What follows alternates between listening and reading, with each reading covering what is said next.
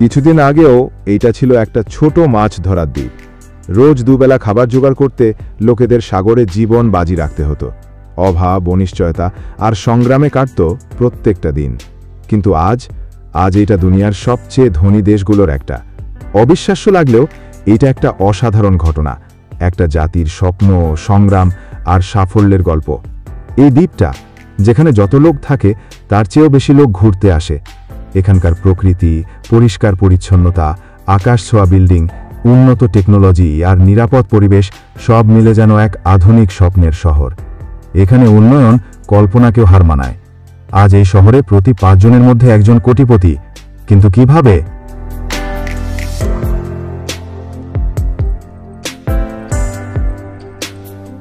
দক্ষিণ পূর্ব এশিয়ার ছোট্ট এই দ্বীপটা 1819 সালে ব্রিটিশ ব্যবসায়ী স্যার স্ট্যামফোর্ড র্যাফেলসের হাত ধরে বাণিজ্য কেন্দ্র হিসেবে যাত্রা শুরু করে। এরপর এটা হয়ে ওঠে একটা ব্রিটিশ উপনিবেশ।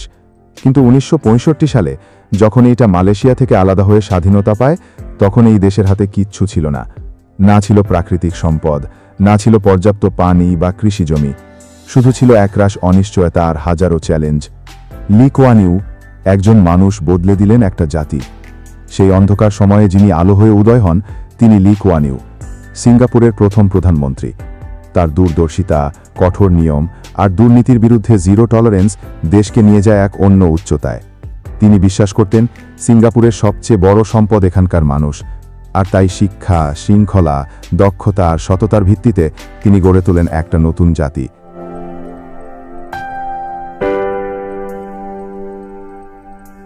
অর্থনৈতিক বিস্ময়, শূন্য থেকে শীর্ষে। সিঙ্গাপুর পরিণত হয় একটা আন্তর্জাতিক বাণিজ্য কেন্দ্রে। বিশ্বের ব্যস্ততম সমুদ্র বন্দর, আন্তর্জাতিক বিমানবন্দর, কর্পোরেট হাব, প্রযুক্তি আর স্বাস্থ্যসেবার কেন্দ্র সবকিছুরই সম্মিলন এই ছোট্ট রাষ্ট্রে। সহজ ব্যবসা, কঠোর আইন, দুর্নীতিমুক্ত পরিবেশ এসবই আকৃষ্ট করে বিনিয়োগকারীদের। ফলাফল, 2025 সালে সিঙ্গাপুরের অর্থনৈতিক পরিমাণ 564 বিলিয়ন মার্কিন ডলার। শিক্ষা আর সমাজ, মানুষ গড়ার কারখানা। সিঙ্গাপুর জানত ভবিষ্যতের চাবিকাঠি হল মানব সম্পদ। তাই তারা তৈরি করেছে বিশ্বমানের শিক্ষা ব্যবস্থা, যেখানে প্রত্যেক শিশু পায় সমান সুযোগ আর প্রত্যেক নাগরিক হয় শৃঙ্খলাপূর্ণ। এখানকার রাস্তা পরিষ্কার, নাগরিকরা আইন মানে গর্বের সাথে। এ যেন এক নিখুঁত সামাজিক ভারসাম্য। আধুনিক শহর, ট্যুরিস্ট স্বর্গ। মেরিনা বে, গার্ডেন্স বাই দ্য বে, রেইন ভরানো শপিং মল। শুধু ব্যবসা নয়, ভ্রমণপ্রেমীদের কাছেও সিঙ্গাপুর এক স্বপ্নের গন্তব্য। নিরাপত্তা, পরিচ্ছন্নতা, ইনফ্রাস্ট্রাকচারের এমন যুগলবন্দি খুব কম দেশেই দেখা যায়। এটি শুধু একটা শহর নয়, এটি একটা ব্র্যান্ড, একটা অনুভূতি।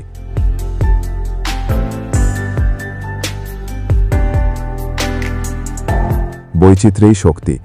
সিঙ্গাপুরে ইংরেজি, মালয়, ম্যান্ডারিন আর তামিল এই 4টি সরকারি ভাষা। একাধিক জাতিগোষ্ঠী, একাধিক সংস্কৃতি, তবুও সবাই এক পতাকার নিচে ঐক্যবদ্ধ। এটাই সিঙ্গাপুরের সত্যিকারের শক্তি।